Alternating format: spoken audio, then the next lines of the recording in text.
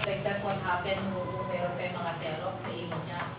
And then you have, for example, oral recitation, yung graded oral recitation. Di ba ka ganun, ano? Tapos siyempre, mahihirapan siya kasi wala siyang cope. How do you consider yung student na yun? Di ba, ano? Mapagalitan mo siya.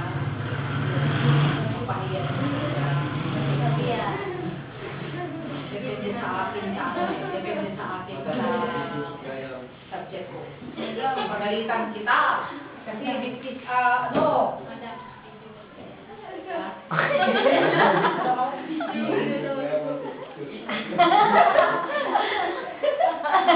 Video pala itay.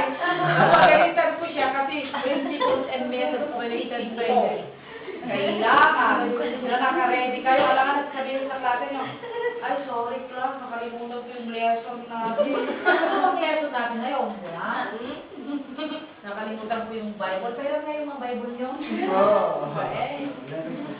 Depende sa akin sa subject. Kung principles and methods of teaching, papagalitan mo kayo. While you don't have, you're not ready sa mga out nyo, you're not ready with your paano naman? Hindi naman napapagalitan na ano, pero I see to it na ano na video nga na ano niya yung bang na you are ready, you're always